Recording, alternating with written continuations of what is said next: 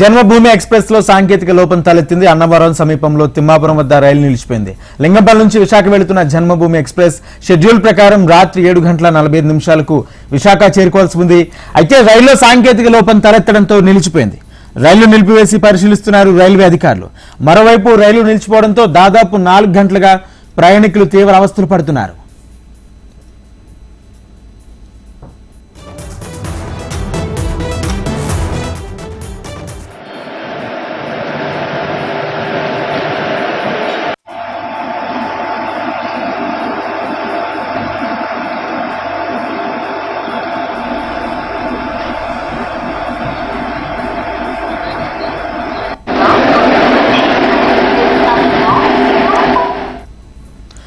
జన్మభూమి express లో సాంకేతిక లోపం తలెత్తింది. అన్నవరం సమీపంలోని తిమ్మాపురం వద్ద రైలు నిలిచిపోయింది. లింగంపల్లి నుంచి విశాఖ వెళుతున్న జన్మభూమి ఎక్స్ప్రెస్ షెడ్యూల్ ప్రకారం రాత్రి 7:45 విశాఖ చేరుకోవాల్సి ఉంది. అయితే రైల్లో సాంకేతిక లోపం తలెత్తడంతో నిలిచిపోయినట్లు రైల్వే అధికారులు తెలుపుతున్నారు. మరోవైపు రైలు నిలిచిపోవడంతో దాదాపు 4 గంటలుగా ప్రయాణికులు తీవ్ర అవస్థలు పడుతున్నారు. ఇదే అంశానికి సంబంధించి పూర్తి సమాచారం మా ప్రతినిధి చిరంజీవి అందిస్తారు. చిరంజీవి. రాజేంద్ర, ఈ రోజు ఉదయం లింగంపల్లిలో ప్రారంభమైన జన్మభూమి ఎక్స్ప్రెస్ ఉదయం నుంచి కూడా సికింద్రాబాద్ జంక్షన్ దాటిన నుంచి కూడా ఆలస్యంగా నడుస్తుంది. అయితే మొదటగా ఇక్కడ అన్నవరం సమీపంలో తిమ్మాపురం వద్ద ట్రైన్ నిలిచిపోవడంతో ఒక పక్కన వర్షం రావడంతో అధికారులు సాంకేతిక లోపాన్ని గుర్తించడానికి తీవ్రంగా ప్రయత్నం చేశారు. అయితే ఎంతసేపటికి ఈ సమస్య పరిష్కారం కాకపోవడంతో వేరొక ఇంజిన్ తోటి తుని రైల్వే స్టేషన్ కు ఈ ట్రైన్ ను తీసుకువెళ్లడం జరిగింది. అయితే తుని రైల్వే స్టేషన్ లో అక్కడ సాంకేతిక సమస్యను పరిష్కరించడానికి ప్రయత్నించారు. అయితే ఎంతవరకు పరిష్కారం కాకపోవడంతో వేరే ఇంజిన్ తోటి ట్రైన్ విశాఖ బయలుదేరింది. అయితే 4 గంటలు ఆలస్యంగా నడవడంతో ప్రయాణికులు తీవ్ర ఇబ్బంది పడుతున్నారు. అయితే ఈ ట్రైన్ 7:45 వైజాగ్ చేరుకోవాల్సి ఉంది. అయితే సుమారు 5 గంటల ఆలస్యంగా నడుస్తుందో ట్రైన్ లో చిన్నపిల్లలు గాని, వృద్ధులు గాని, మరి వేరే ఇతరులు గాని తీవ్ర ఇబ్బంది పడుతున్నామంటూ కూడా ఆందోళన వ్యక్తం చేస్తున్నారు. భారీ వర్షానికి కూడా ట్రైన్లు ఆలస్యంగా నడవడంతో ప్రయాణికులు తీవ్ర ఇబ్బంది పడుతున్నారు. Rajendra. Right, thank you Chiranjeevi.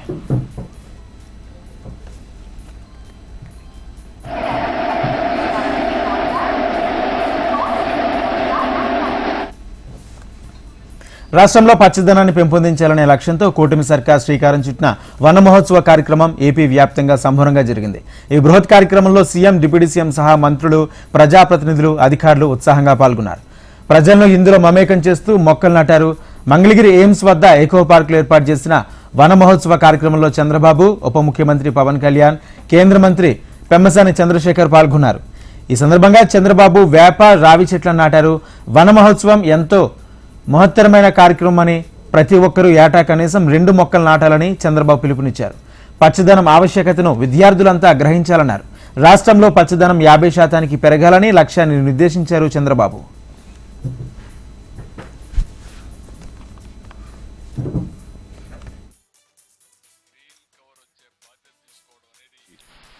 ఒక మంచి కార్యక్రమం. గట్టిగా అందరూ కూడా చప్పట్లు కొట్టి అభినందించండి. ఇది జయప్రదం కావాలని కూడా భగవంతుని ప్రార్థించండి. ప్రతి ఒక్కరి బాధ్యత. అందరూ ఆక్సిజన్ తీసుకుంటాం, ఆక్సిజన్ వచ్చే చెట్టు మాత్రం పెట్టాలని ఆలోచించాం. ఇది కూడా మీ బాధ్యత. కనీసం సంవత్సరం ఒక్కొక్కరు ఒక్కొక్క చెట్టు పెడితే, లేకపోతే 2 చెట్లు పెడితే 10 కోట్ల చెట్లు అవుతాయి. దగ్గర 30-40 ఏళ్ల నుంచి ఒక ముఖ్యమంత్రిగా, ఒక రాజకీయ నాయకుడిగా ఈ కార్యక్రమానికి ఎక్కువ ప్రాధాన్యత ఇచ్చాను. నా మనసుకు దగ్గరుండే కార్యక్రమం ఈ వన మహోత్సవం అని చెప్పి కూడా నేను మీకు తెలియజేస్తున్నా. ఒకప్పుడు ఇంకుడు గుంతలు దవ్వితే చాలా మంది ఎగతాళి చేశారు. ఈయనేంటి ఇంకుడు గుంతలు దవ్వమంటున్నాడని. ఏదైతే కంటూర్ ట్రెంచెస్ గాని, ఇంకుడు గుంతలు గాని మనం తవ్వగలిగితే, నేను ఎప్పుడు ఒకే మాట మాట్లాడేవాడిని, పడే వర్షపు నీరుని భూగర్భ జలాలుగా మార్చాలి. ఈ గ్రీన్ కవర్ రావాలంటే 26 జిల్లాల్లో కూడా చెట్లు పెట్టే కార్యక్రమం చేయాలి. భారత న్యాయ వ్యవస్థపై తనకి అత్యంత విశ్వాసం ఉందని ట్విట్టర్లో పోస్ట్ చేశారు సీఎం రేవంత్ రెడ్డి. కవితకు సుప్రీంకోర్టు బెయిల్ మంజూరు విషయంలో తన వ్యాఖ్యలు న్యాయ వ్యవస్థను ప్రశ్నించినట్లు ఆపాదించారని తెలిపారు. పత్రికల్లో వచ్చిన వార్తలపై విచారం వ్యక్తం చేసిన సీఎం రేవంత్ న్యాయ వ్యవస్థపైన, ఆ వ్యవస్థ స్వతంత్రతపైన తనకు అత్యంత నమ్మకం ఉందని వెల్లడించారు.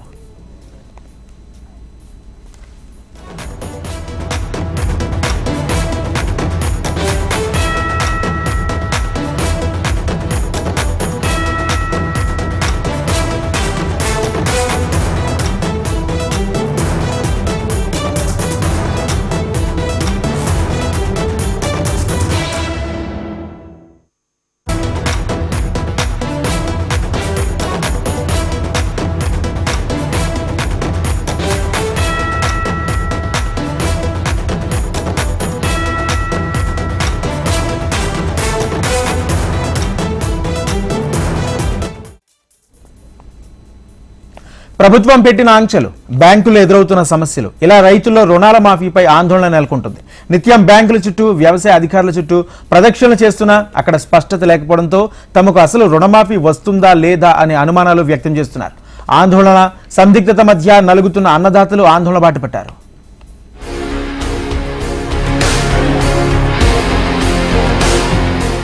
ఆదిలాబాద్ జిల్లా రైతుల్లో రుణమాఫీపై సందిగ్ధత కొనసాగుతోంది.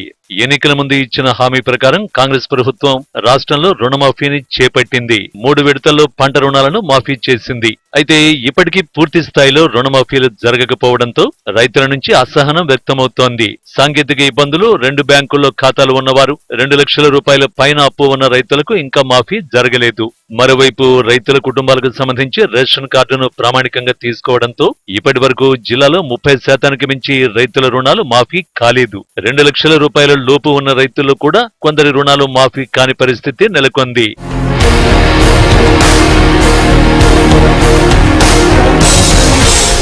ఆదిలాబాద్ జిల్లాలోని మహారాష్ట్ర బ్యాంకు పరిధిలో రుణమాఫీ తీరు అస్తవ్యస్తంగా ఉంది. అక్కడ డబ్బులు జమ కాకపోవడం, బ్యాంక్ అధికారుల నుంచి సరైన స్పందన లేకపోవడంతో రైతులు ఆగ్రహాన్ని వ్యక్తం చేస్తున్నారు.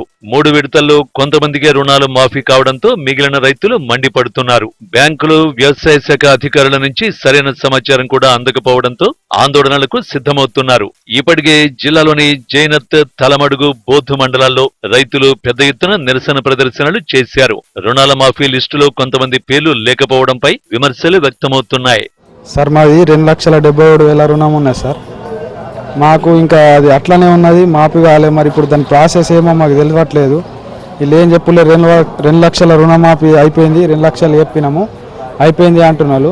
మాకు దాని గురించి ఏమన్నా సమాచారం ఏమి ఇవ్వడం లేదు. అంత రైతులు ఆందోళన చెందుతున్నారు. దాని గురించి మాకు ఏదన్నా కానీ చెప్పాలని మొత్తం అధికారులను కోరుకుంటున్నాం సార్. జిల్లా మొత్తంలో 3 విడతల్లో 55,961 మంది రైతులకు 608.88 కోట్ల రుణమాఫీ సొమ్ము జమ అయింది.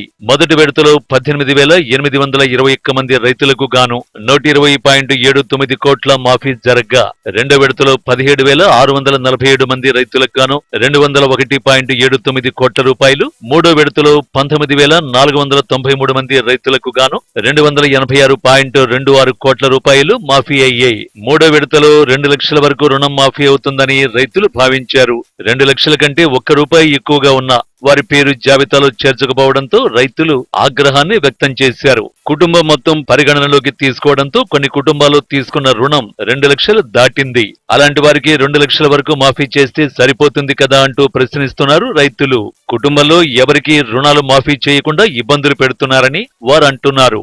పంట రుణాల మాఫీపై ఆదిలాబాద్ జిల్లా రైతాంగంలో ఇంకా అయోమయం కొనసాగుతున్నది. ప్రస్తుతం అయితే 2 లక్షల రూపాయల వరకు రుణాలు మాఫీ చేశామని ప్రభుత్వం ప్రకటిస్తున్నప్పటికీ కూడా అధికారుల నుంచి ఎలాంటి స్పందన లేదు. చాలా మందికి కూడా రుణాలు మాఫీ కాని రైతులే దాదాపు 70% వరకు ఉన్నట్టుగా సమాచారం ఉంది. ప్రస్తుతం అయితే సాంకేతిక లోపాలపై ప్రస్తుతం అయితే అధికారులు సర్వే చేస్తూ ఉన్నప్పటికీ కూడా పూర్తిగా తమ రుణం మాఫీ అవుతుంది 2 లక్షలు అని చెప్పి ఎవరికి నమ్మకం లేని పరిస్థితి. చాలా చోట్ల కూడా ఆందోళనలు, రైతులు బ్యాంకుల చుట్టూ కానీ వ్యవసాయ అధికారుల చుట్టూ తిరుగుతున్నప్పటికీ కూడా వారికి కావాల్సిన సంబంధించిన పత్రాలన్నీ అందిస్తున్నప్పటికీ కూడా వారికి పూర్తిగా స్పష్టత రావడం లేదు. రుణమాఫీపై పూర్తిగా గ్యారెంటీ లేనట్టుగానే రైతుల్లో ఆందోళన వ్యక్తమవుతున్న పరిస్థితి. మనతో మాట్లాడేందుకు రైతులు, రైతు సంఘ నాయకులు, ఆదివాసీ రైతు సంఘ నాయకులు కూడా ఉన్నారు. మాట్లాడే ప్రయత్నం చేద్దాం.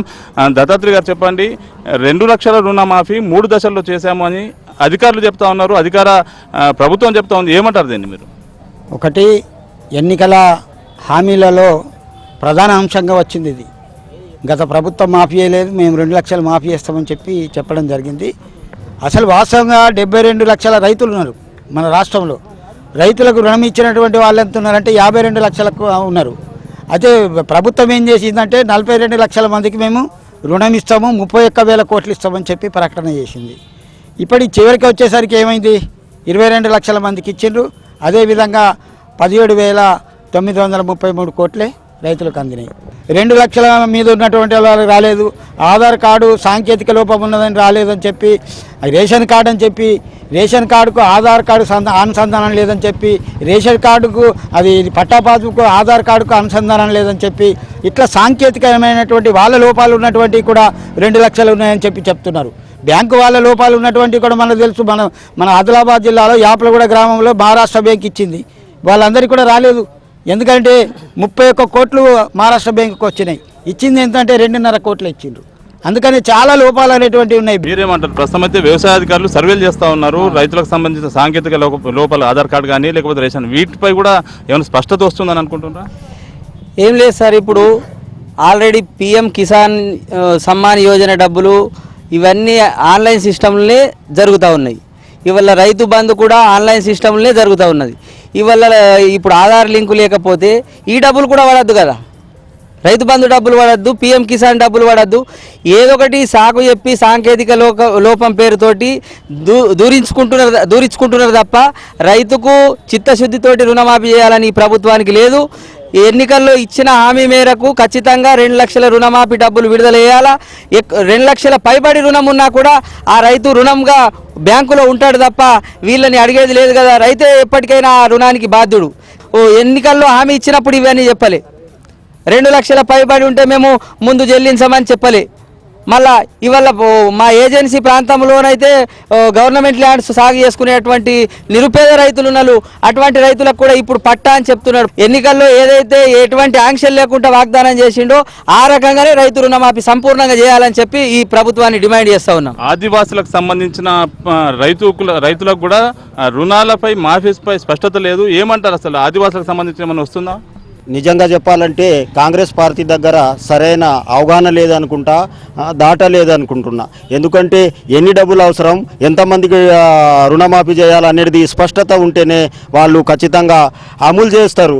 ఇంతకుముందు వైఎస్ రాజశేఖర రెడ్డి ఉన్నప్పుడు కానీ, కొన్ని విడతల కేసీఆర్ గారు ఉన్నప్పుడు కానీ కరెక్ట్గా రైతులకు ఇబ్బంది చేయకుండా రుణాలు మాఫీ అయినాయి. మరి ఇప్పుడు మీ డాటా ఎటుపోయింది? మీ అధికారులు ఏం చేస్తారున్నారని నేను అడుగుతా ఉన్నా.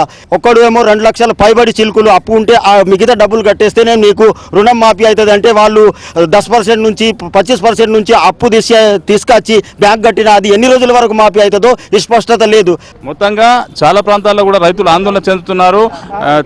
చాలా విషయాలపై కూడా స్పష్టత లేదు. రేషన్ కార్డు అనుసంధానం చేశారు, దీనికి కంపల్సరీ రేషన్ కార్డు కాదు అని చెప్తున్నప్పటికీ కూడా దాని ప్రామాణికం తీసుకోవట్లేదని చెప్తున్నప్పటికీ కూడా రైతుల్లో మాత్రం కొంత ఆందోళన వ్యక్తమవుతుంది. మొత్తంగా ఆదిలాబాద్ జిల్లా వ్యాప్తంగా ప్రస్తుతం రైతులు రుణమాఫీకి సంబంధించిన ఆందోళన సాగుతున్న నేపథ్యంలో మరోపక్క బీజేపీ కానీ విపక్షాలైనటువంటి బీజేపీ, టీఆర్ఎస్ కూడా వీరికి మద్దతు పలుకుతున్న నేపథ్యంలో రుణమాఫీకి సంబంధించిన ఉద్యమం మాత్రం ఉధృతం కాబోతుందని చెప్పుకోవచ్చు.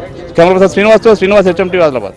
ఖాతాలు సరిగ్గా లేకపోవడం, ఆధార్ కార్డుతో అనుసంధానం కాకపోవడం, పటాపాస్ పుస్తకాలు మ్యాచ్ చేసి ఉండకపోవడంతో చాలా మంది రైతులకు రుణమాఫీ సొమ్ము జమ కాలేదు. వ్యవసాయ అధికారుల వద్దకు వెళ్లి యాప్లో పరిశీలిస్తే తప్పుగా ఉన్నట్టు చూపిస్తోంది. రైతులు బ్యాంకులకు వెళ్లి ఆరా తీస్తే సరిగానే ఉన్నాయని అంటూ ఉండడంతో రైతుల్లో సందిగ్ధత నెలకొంది. మహారాష్ట్ర బ్యాంకులో అయితే కొంతమంది రైతుల పేర్లు గల్లంతయ్యే. ఉమ్మడి కుటుంబాలు ఉన్న రైతులకు అసలు రుణమాఫీ జరగలేదని బీఆర్ఎస్ ప్రభుత్వం చేసిన ₹1,00,000 రుణమాఫీ పొందిన కొందరు రైతులకు మళ్లీ మాఫీ డబ్బులు జమ అవడం రైతులను గందరగోళానికి గురి చేస్తోంది. ప్రస్తుతం ₹1,00,000 లోపు ₹2,00,000 లోపు రుణాలు మాఫీ కాని రైతులు కూడా చాలా మంది ఎదురు చూస్తున్నారు. మాకు లోను ఫస్ట్ 20,000 నుంచి ఇచ్చిండ్రు. 1 ఎకర్ భూమి ఉన్నది సార్, మాకు ఎక్క కూడా లేదు. ఆ 1 ఎకరానికి 20,000 ఇచ్చిండ్రు సార్. కొద్దిగా పెంచుకుంటారు అంటే పెంచిండ్రు. 45,000 ఈ 2024లో ఇచ్చిండ్రు సార్. మాది ఉన్నదే 45,000 సార్. ఆ 45,000 కలిసి 20,000 మాపు వచ్చింది సార్. మరి బ్యాంక్ మేనేజర్ గారిని అడిగితే పై ఆఫీసర్ని అడగండి అన్నారు. మరి అగ్రికల్చర్ ఆఫీస్కి పోతే లేదు వచ్చేసి బ్యాంకులు అడుగుంటారు. మరి ఎవరిని అడగాలనో అంత కన్ఫ్యూజ్ ఉన్నాయి. ఇప్పుడు ఎందరో 1 లక్ష వరకు మాపు అన్నోళ్ళు అల్లకల్లి 60,000 మాపు వచ్చినాయి. కొందరికేమో 30,000 మాపు వచ్చినాయి. నాకేమో 20,000 మాపు వచ్చినాయి. నాది 95,000 ఉన్నాయి. అందుకెళ్ళి 59 వచ్చినాయి, మిగతాయి రాలేదు. ఎక్కడ చూసినా రుణమాఫీపై గందరగోళ పరిస్థితులు నెలకొనడంతో అన్నదాతలు ఆందోళన బాట పట్టగా వారికి విపక్ష నేతల నుంచి మద్దతు లభిస్తోంది. నిర్మల్ జిల్లాలో బీజేఎల్పీ నేత మహేశ్వర్ రెడ్డి, ఆదిలాబాద్ బీజేపీ ఎమ్మెల్యే పాయల శంకర్, మాజీ మంత్రి జోగు రామన్న, బోధి ఎమ్మెల్యే అనిల్ జాదవ్లు ఆందోళనలో పాల్గొంటున్నారు. ఇదిలా ఉంటే సాంకేతిక ఇబ్బందులు తొలగించి మాఫీ కాని రైతుల డేటాను సేకరించే పనిలో అధికారులు నిమగ్నమయ్యారు. రైతుల కుటుంబాల వివరాలు, సర్వే నంబర్లు, బ్యాంకు వివరాలను సేకరిస్తున్నారు. అయితే గత డేటా ఉండగా కొత్తగా డేటా సేకరించడం ఏంటని ప్రశ్నిస్తున్న రైతులు ఎలాంటి షరతులు లేకుండా రుణాలు మాఫీ చేయాలని డిమాండ్ చేస్తున్నారు.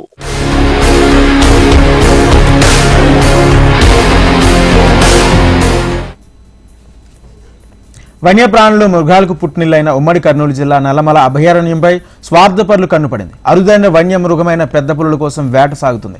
చాలా ఆలస్యంగా ఈ విషయాన్ని గుర్తించిన అటవీ శాఖ అధికారులు ఇప్పుడు ఆపరేషన్ టైగర్ చేపట్టారు. అయితే మృగాల వేటను గుర్తించడంలో అధికారులు అలసత్వంపై విమర్శలు వ్యక్తమవుతున్నాయి.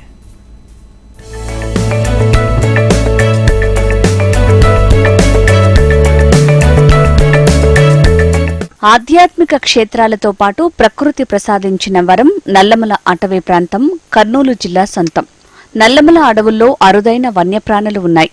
సహజ సిద్ధమైన ఆవాసంగా ఉన్న నల్లమల పెద్ద పులులు, చిరుతల వృద్ధికి అన్ని విధాలా అనువైంది. అందుకే నల్లమల అడవుల పరిరక్షణ కోసం కేంద్ర రాష్ట్ర ప్రభుత్వాలు ప్రత్యేక దృష్టి పెట్టాయి.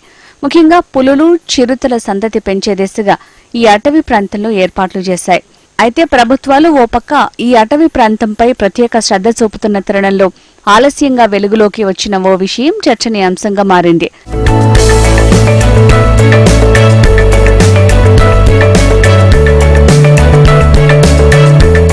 నల్లమల అటవీ ప్రాంతంలో వేటగాళ్ల సంచారం సాగుతోంది. పులులను టార్గెట్ గా చేసుకున్న వేటగాళ్లు వాటిని బంధించేందుకు ఉచ్చులు ఏర్పాటు చేశారు. ఇలా ఉచ్చులో చిక్కిన ఓ మేలు రకం మగపులి ఎట్టకేలకు బయటపడింది. ఈ క్రమంలోనే దాని మెడకు బలమైన గాయమైంది. 2 ఏళ్ల క్రితం జరిగిన ఈ ఘటన ఆలస్యంగా వెలుగులోకి వచ్చింది. నల్లమల అటవీ ప్రాంతంలో పెద్ద పులుల వృద్ధి కోసం మేలుజాతి పెద్ద పులిని నల్లమలలో ప్రవేశపెట్టారు. సంతానోత్పత్తిలో కీలకంగా ఉన్న T90 పులి ద్వారా నల్లమల అడవుల్లో పులుల సంఖ్య పెరుగుతోంది. అయితే ఈ పులి గాయపడినట్టు గుర్తించారు అటవీ అధికారులు. ఈ పెద్ద పులి ద్వారా నల్లమలలో పులుల వృద్ధిలో మంచి ట్రాక్ కూడా ఉంది. తన టెరిటరీ దాటి అన్ని రేంజుల్లో స్వేచ్ఛగా సంచరించడం దీని ప్రత్యేకత. ఈ నేపథ్యంలోనే T90 పులి వేటగాళ్ల ఉచ్చులో చిక్కింది. తప్పించుకునే క్రమంలో దాని మెడకు బలమైన గాయమైంది. అరుదైన వన్యప్రాణి అనేది ఈరోజు నల్లమలలో అంతరించిపోయే అవకాశం ఉంది. ఏదైతే మేము ఒకటే అడుగుతా ఉన్నాం, ప్రజా సంఘాలుగా ఇదైతే జిల్లా ఆఫీసర్లు ఈరోజు గిద్దలూరుకు తరిగిపోయింది, అవతల పక్కకి వెళ్ళిపోయింది, మాకు మా పరిధిలోకి రాదని చెప్పి తూతుమాత్రంగా తప్పించుకుంటున్నారు. కానీ ఏదైతే దాని సంరక్షణకు ఈ రోజు కానీ ఏదైతే ఫారెస్ట్ అధికారులు కృషి చేయకపోవడము, వాళ్ళ వల్లనే ఫారెస్ట్ అధికారుల నిర్లక్ష్యం వల్లనే వేటగాళ్లు అడవిలోకి రావడం జరుగుతా ఉంది. జూలై, ఆగస్టు, సెప్టెంబర్ మాసాలు పులుల కలయికకు అనువైన కాలం. ఇలాంటి సమయంలో వాటికి పూర్తి స్వేచ్ఛగా ఉండే నల్లమలలో ఎవరికీ ప్రవేశం లేకుండా నిషేధం విధిస్తారు. అయితే నల్లమల అటవీ ప్రాంతంలోని అన్ని రేంజుల్లో సంచరించే T90 పులి ఈ సమయంలో వేటగాళ్ల ఉచ్చులో చిక్కింది. నల్లమల అటవీ ప్రాంతంలో పులులు, చిరుతలతో పాటు ఇతర వన్యమృగాల కదలికలు కనిపెట్టడానికి అటవీ శాఖ అధికారులు ట్రాప్ కెమెరాలు ఏర్పాటు చేశారు. వీటి ద్వారానే T90 పెద్ద పులి గాయపడిన విషయాన్ని గుర్తించారు. 2 ఏళ్ల క్రితం ఈ ఘటన జరగ్గా గాయం కారణంగా T90 పులిలో చురుకుదనం తగ్గినట్టు తెలుస్తోంది. ఈ విషయం ఆలస్యంగా గుర్తించిన అటవీ శాఖ అధికారులు దానికి వైద్యం చేయటానికి రంగంలోకి దిగారు. గాయపడిన పులిని బంధించేందుకు అడవిలో గాలింపు మొదలుపెట్టారు. గత కొద్ది రోజులుగా అటవీ సిబ్బంది ఇదే పనిలో ఉండగా విషయం బయటికి తెలియకుండా జాగ్రత్త పడ్డారు. అయితే ఇప్పటి వరకు పులి చిక్కలేదు. రకంగా జరిగిందనే విషయాన్ని ఇవాళ తెలుస్తా ఉంది. అసలు ఆ వేటగాళ్ళు ఎవరు, అసలు వాళ్ళు ఎవరు అనుమతి ఇచ్చారు, వాళ్ళకు సంబంధం, అడవుల్లో సంబంధం ఏంటి, వాళ్ళకు అనుమతి ఇచ్చినటువంటి ఫారెస్ట్ అధికారులు వాళ్లకు ఏ రకంగా ఉన్నతాధికారులు చర్యలు తీసుకున్నారు, అసలు ఆ పులికి ఏదైనా జరిగితే అక్కడ ఉన్నటువంటి స్థానిక రేంజర్ అయితేనేమి, డిఎఫ్ఓ అయితేనేమి, దీనికి FD గారు ఇమ్మీడియట్ గా దీనికి చర్యలు తీసుకోవాల్సింది తప్పదు. కంపల్సరిగా వాళ్లకు సస్పెండ్ చేసి వాళ్ళపైన శాఖపరమైన చర్యలు తీసుకోవాల్సింది. పులి వేటగాళ్ల ఉచ్చులో పడి గాయం పాలైన విషయం తెలియడంతో నల్లమలలో ఏం జరుగుతుందనే చర్చ మొదలైంది. నిరంతరం నిఘా ఉంటే వేటగాళ్లు అడవిలోకి ఎలా వెళ్తున్నారు, ఉచ్చులు ఎలా వేస్తున్నారు, అటవీ సిబ్బంది ఏం చేస్తోంది అనే ప్రశ్నలు వెల్లువెత్తుతున్నాయి. ఓ పులికి 2 ఏళ్ల క్రితం గాయమైతే అటవీ సిబ్బంది ఇప్పుడు మేలుకోవడం ఏంటి అని విమర్శిస్తున్నారు. ఇప్పటికైనా నల్లమలలో వేటగాళ్ల ఆట కట్టించే దిశగా అధికారులు చర్యలు చేపట్టాలని స్థానికులు కోరుతున్నారు.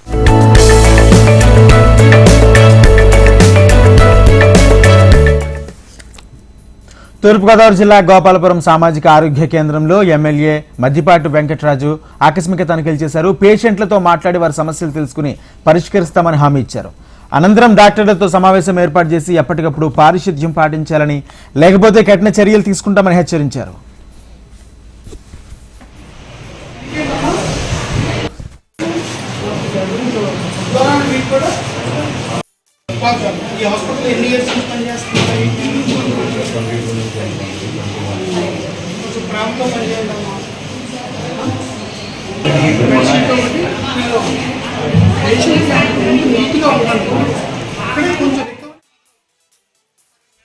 కొమరం భీం జిల్లా కాగజ్ నగర్ పట్టణంలో త్రిశూల్ పహాడ్ సమావేశంలో ఎమ్మెల్యే పాల్వాయ్ హరీష్ బాబు పాల్గొన్నారు.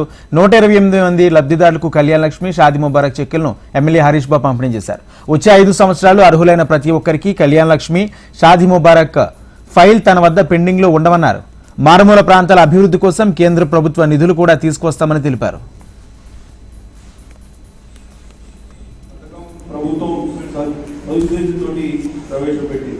₹1,00,000 పేదింటి ఆడపిల్ల కోసం పెళ్లి కోసం ఇవాళ కేటాయిస్తే మహిళ పేరిట వారి తల్లి పేరిట ఇవాళ చెక్కులు ఇచ్చే కార్యక్రమం అంటే దాన్ని సద్వినియోగం చేసుకోవాలని ఆలోచన దాని వెనుక దాగి ఉంది. ప్రకాశం జిల్లా కనిగిరిపట్నంలో వన మహోత్సవం సందర్భంగా మనం వనం కార్యక్రమంలో ఎమ్మెల్యే ఉగ్ర నరసింహారెడ్డి పాల్గొన్నారు. కనిగిరి అటవీశాఖ కార్యాలయంలో పాటు టకారిపాలెంలో ఎమ్మెల్యే మొక్కలు నాటారు. విచక్షణ రహితంగా చెట్ల నరికివేయటం వల్ల వాతావరణ సమతుల్యం దెబ్బతిని సకాలంలో వర్షాలు కురవడం లేదన్నారు. ప్రతి ఒక్కరూ మొక్కలు నాటి పర్యావరణాన్ని కాపాడుకుందామంటూ పిలుపునిచ్చారు. చెట్లను సంరక్షించారు. ముందు మీరు నాగదేమో కానీ చెట్లు కొట్టేదానికి చాలా ఈజీగా నిర్ణయాలు తీసుకుంటా ఉన్నాం. మనం అది ఆలోచించడం ఈ చెట్టు పెరగాలంటే ఎన్ని రోజులు పట్టేది, మన ఎంత ఖర్చు వస్తుంది, ప్లస్ దీనివల్ల మనకి ఎంత లబ్ధి, ఆ లబ్ధిని పోగొట్టుకుంటున్నాం అనే ఆలోచన ప్రతి వాళ్ళ కలగాలని ఈ వనమహోత్సవ సందర్భంగా తెలియజేయడం జరుగుతూ ఉంది. మంచిర్యాల జిల్లా బెల్లంపల్లిలో భవన నిర్మాణ ఐక్య కార్మిక సంఘాల నాయకులు ర్యాలీ నిర్వహించారు. ఇసుకను ఆన్లైన్లో ఇవ్వని కారణంగా ఇబ్బందులు ఎదుర్కొంటున్నామని ఆవేదన వ్యక్తం చేశారు.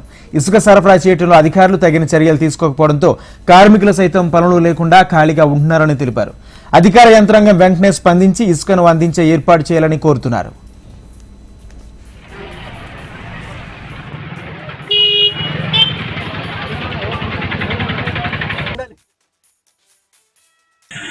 భవన నిర్మాణ కార్మిక సంఘ ప్రతినిధులు మాకున్న సాధక బాధలు చెప్పుకోనికి కలెక్టర్ గారికి, ఆర్డీఓ గారికి మా విన్నపం చెప్పుకోవడానికి వచ్చినాం. అసలు విషయం ఏమిటంటే గత 2 నెలల నుంచి బెల్లంపల్లిలో ఇసుక అనేది లేక ఈ బిల్డింగ్ కన్స్ట్రక్షన్ మీద ఆధారపడి దాదాపు ఒక 3,000 మంది కార్మికులు పని లేక రోడ్డు మీద పడే పరిస్థితి వచ్చింది. కాబట్టి దయచేసి అధికారులకు విన్నపం ఏంటంటే మాకు ఇసుక సప్లై తొందరగా ఇస్తే మేము పనులు చేసుకొని పండుగల సందర్భంగా ఉపవాసాలు ఉండే పరిస్థితి వచ్చింది. మహబూబాబాద్ జిల్లా కేంద్రంలోని పలు ప్రైవేట్ ఆసుపత్రులను జిల్లా వైద్య ఆరోగ్య శాఖ అధికారి మురళీధర్ ఆకస్మిక తనిఖీలు నిర్వహించారు. ప్రైవేట్ ఆసుపత్రుల నిర్వాహకులు తెలంగాణ క్లినికల్ ఎస్టాబ్లిష్మెంట్ యాక్ట్ ప్రకారం నిబంధనలు రిజిస్టర్ చేసుకోవాలన్నారు. స్కానింగ్ సెంటర్లు తప్పనిసరిగా తెలుగు, ఆంగ్ల భాషల్లో ధరల పట్టిక బోర్డులను ప్రదర్శించాలని తెలిపారు. డాక్టర్ల వివరాలు, సిబ్బంది వివరాలు ప్రదర్శించాలనే నిబంధనల ప్రకారం లేని ఆసుపత్రులు, స్కానింగ్ సెంటర్లపై చట్ట ప్రకారం చర్యలు తీసుకుంటామని హెచ్చరించారు. సీజనల్ డిసీజ్ల మీద మేమందరం కూడా అన్ని హాస్పిటల్స్ ఇచ్చి ఎన్ని ఫీవర్ కేసులు వస్తున్నాయి అనేది మేము ఎంక్వైరీ చేస్తాం, సర్వే చేస్తాం. ఆ సర్వే ప్రకారం వాళ్ళందరూ కూడా ట్రీట్మెంట్ అందేటట్టుగా చూస్తాం. అట్లాగే ఎక్కడి నుంచి అయితే వస్తారో వాళ్ళందరికీ శానిటైజేషన్ ఇంప్రూవ్ చేయమని మెడికల్ డిపార్ట్మెంట్ అందరూ కూడా మేము కోరుతున్నాం. వాళ్ళతో మేము సర్వీస్ అందించుకొని డెంగ్యూ కేసులు మ్యాక్సిమం కంట్రోల్లో ఉంచడానికి ట్రై చేస్తాం. నందమూరి బాలకృష్ణ తన సినీ జీవితంలో 50 వసంతాలు పూర్తి చేసుకున్న సందర్భంగా శ్రీకాకుళంలో బాలకృష్ణ అభిమానులు అన్నా క్యాంటీన్ కు 20,000 డొనేషన్ అందజేశారు. ఈ కార్యక్రమానికి మంత్రి అచ్చెన్నాయుడు హాజరై కేక్ కట్ చేశారు.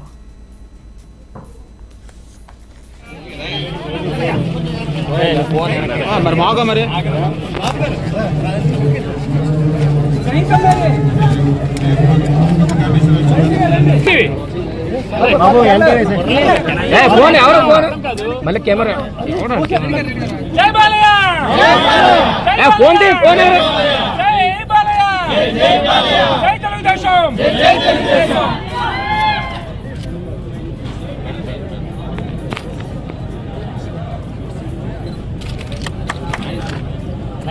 నువ్వు నీ ముందు నువ్వు ఊరుకుంటావరా ఈ పడుకో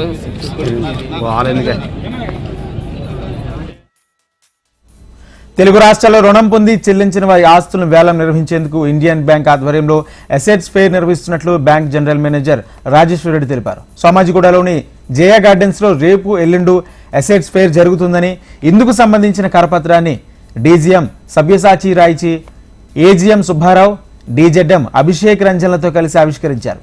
వివిధ అవసరాల నిమిత్తం ఆస్తులు తనఖా పెట్టి రుణాలు పొందిన వ్యక్తులు, సంస్థలు వాటిని చెల్లించకపోవడంతో సదరు ఆస్తులను వేలవేరినట్లు బ్యాంక్ జనరల్ మేనేజర్ తెలిపారు.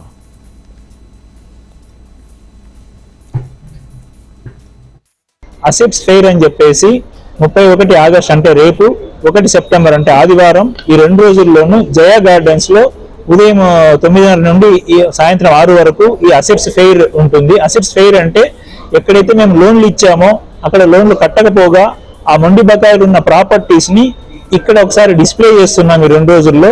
ఇక్కడ హైదరాబాద్ లో మేము జయ గార్డెన్స్ లో చేస్తున్నాము. అలాగే విశాఖపట్నం, విజయవాడ, రాజమండ్రి, తిరుపతి ప్లేసెస్ లో కూడా ఇలాంటి అసెట్ ఫెయిర్ జరుగుతూ ఉంది. అన్ని కలిపి 238 ప్రాపర్టీస్ ఇక్కడ అసెట్స్ ఫెయిర్ లో పెడుతున్నాము. దీనికి సంబంధించి డీటెయిల్స్ అన్ని www.ebikray.com లో ఉంటాయి.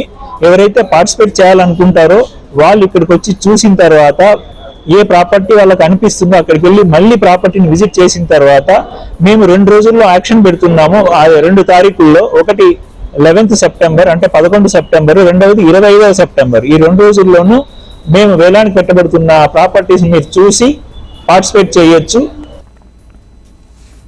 కోనసీమ జిల్లా అంతర్వేది శ్రీ లక్ష్మీనరసింహస్వామి వారి ఆలయంలో శ్రావణ మాసం చివరి శుక్రవారం రోజున వరలక్ష్మి వ్రతాన్ని నిర్వహించారు. అమ్మవారి సన్నిధిలో సామూహిక వరలక్ష్మి కుంకుమ పూజలు జరిపారు. కార్యక్రమంలో వందలాదిగా భక్తులు పాల్గొని అమ్మవారికి ప్రత్యేక పూజలు నిర్వహించారు.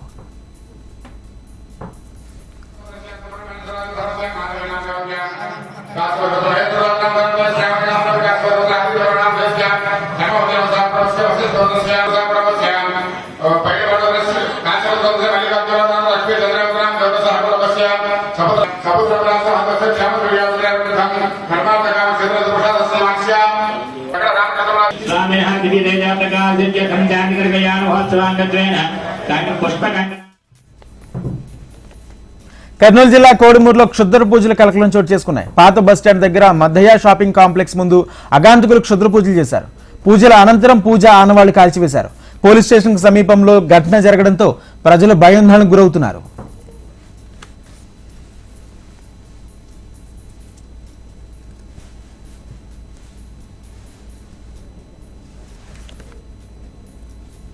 తిరుమల శ్రీవారిని మారుతినగర్ సుబ్రహ్మణ్యం మూవీ టీం దర్శించుకుంది. దర్శనానంతరం రంగనాయక మండపంలో పండితులు వేద ఆశీర్వచనం అందించారు. ఆలయ అధికారులు స్వామివారి తీర్థ ప్రసాదాలు అందజేసి పట్టు వస్త్రంతో సత్కరించారు.